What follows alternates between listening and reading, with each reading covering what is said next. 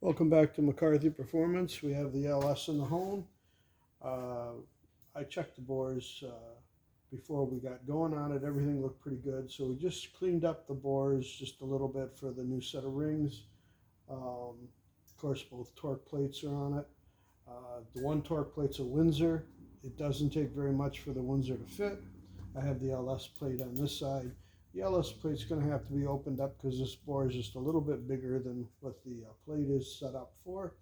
So we'll be doing that on this video and just some light honing on this block, and that's going to probably be it on this video.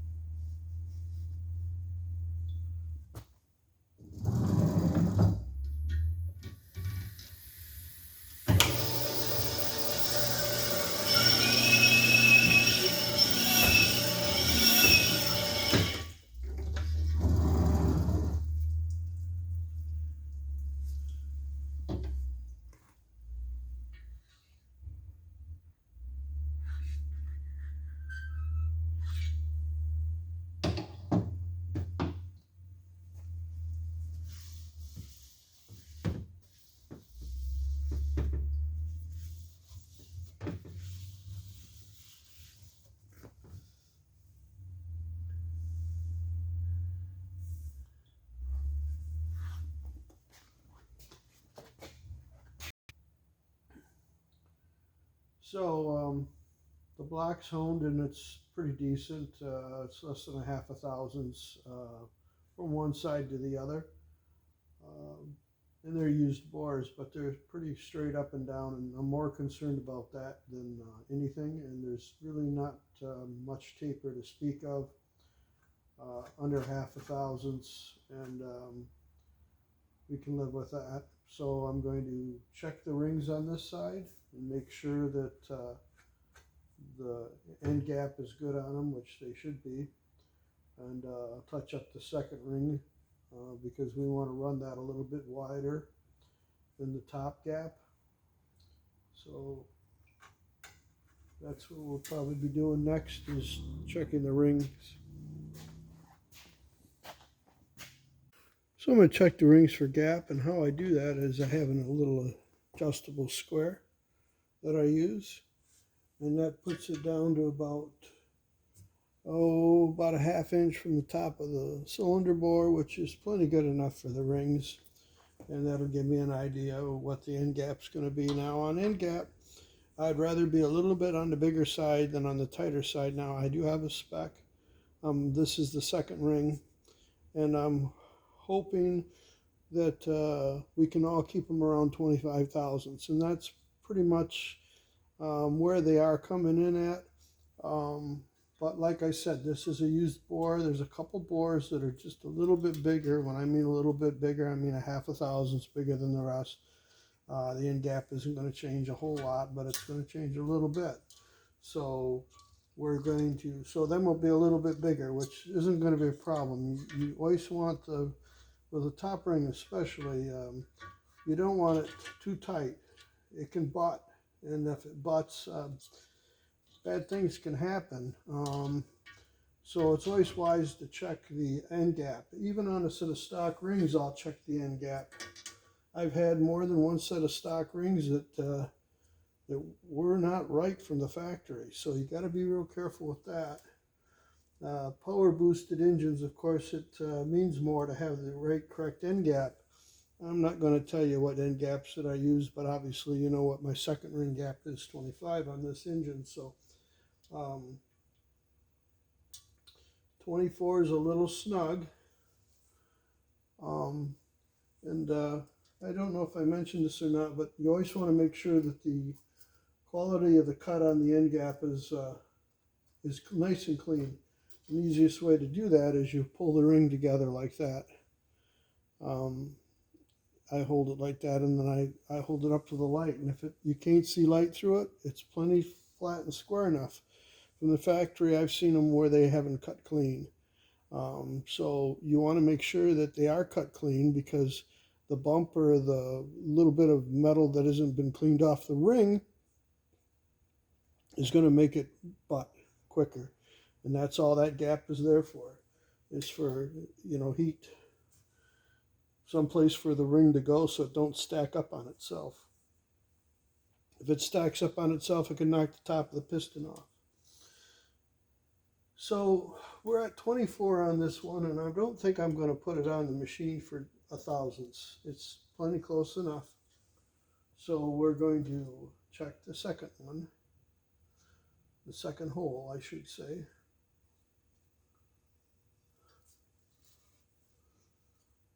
And I just push them in there, squeeze them a little bit by hand, and then I just put this around it and make sure that it's setting nice and square up against this, the edge of the ruler there in the square. Okay.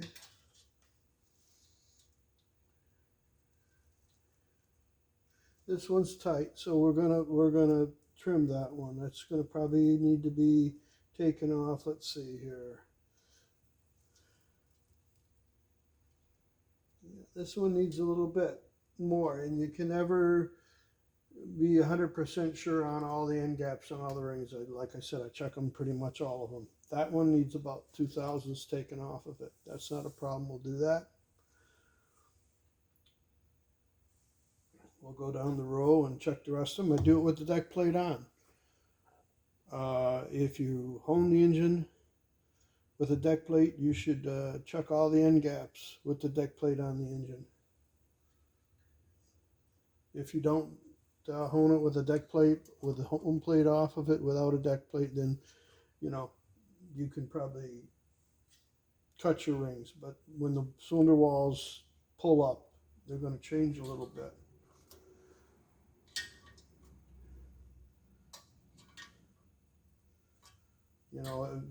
You can do it any way you want to do it. This is just the way I do it. If you get it back from the machine shop and they deck plated the engine and you don't have a deck plate and they didn't cut the rings and you're going to cut the rings, I would add a little bit of clearance to them.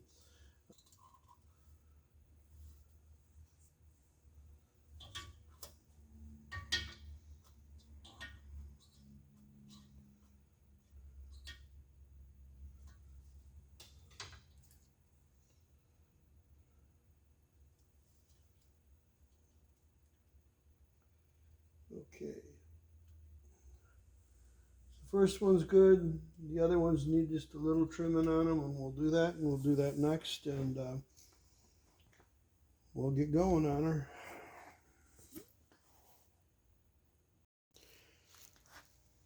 This is my Total Seal ring cutter. Now, I've had other cutters in the past, and I've cut rings many different ways. I've cut them with the hand-operated cutters, and I used that for many years. And then before that, I used to have a little file clamped to the side of my engine stand, and I'd hand file them. And you had to have the patience of Job for that. But that's what I was doing back in about 1982. As I got busier and more engines came in the shop, I got one of these cutters. Now there's all different styles, but this was the one that I could afford, and it works pretty good. There's a couple different ways I do it. What I find is if I put the ring in the machine and I've marked it with a little marker, and I usually use red or green, something that I can see, and I'll mark it. And that's going to allow me to verify the cut. And I'll put it in the machine. Now this machine's got a little guard right here. I don't use this because you can do that with it. I don't feel it's accurate enough for me. You just might disagree with that. Now I got a little pin light. Okay, and it's quite bright. And I set it up alongside the wheel, and that's the only thing I use that for, is I shine it up against the diamond wheel that I have on here, and then I will watch it until I don't see any light. So it's light tight. And I clamp it down, and I readjust the stop and make sure the stop is there. So this should be pretty close for the next ring. Then put it to the wheel and still have a little bit of adjustment back and forth. I'm not taking a lot off these, so I don't need a lot of adjustment back and forth, but you do want to make sure you're not bottomed out. Now what I will do is I've got that red marker on that end of that ring, and I'll fire this up. Because there is a little run out here and there in the table and everything that the ring's setting on, we're just going to, this is 0, we're going to just back it off a little bit. So it's 2/1000s, and I'm looking down and I can see light. So this wheel, I can see light up to here and I don't see light there, so that's where she's cutting. So I probably didn't take too much off that ring, and it's clean. It's clean all the way through the ring. I can see that it's cutting clean and it's cutting flat. That's another thing you'll be surprised is when you put a ring on here and you cut them, a lot of times they'll cut straight, but they'll cut off on an angle. So of course we check them, like I said, light tight before and after. So I'm going to go to 0 and I'm going to call that ring good. Now there's a lot of different ways you can adjust the ring, but you're going to do that. You're going to want to do that unless you want scratches in your cylinder walls. Now this has got a wheel on the end of the machine, and I do use it, but you also can use a little stone like this, and you just go over it, an old busted honing stone, something fairly fine, and that takes care of that. And you can take a piece of old sandpaper and just lay it on the counter and hold your fingers down on the ring and just hold it flat. Make sure the sandpaper ain't all curled up like that is. Hold it flat like that. Just do that a little bit. You don't have to get crazy about it. You just do that. You've broken the edges off the ring, and that's what you want to do. That's all you want to do. Because I have the wheel on this one, I'll touch it lightly. This is good to go. On to the next ring. That light helps a lot. For me it does. It's a little dark in the shop in this corner, and it helps. Well, this is going to wrap this video up. Thank you for watching.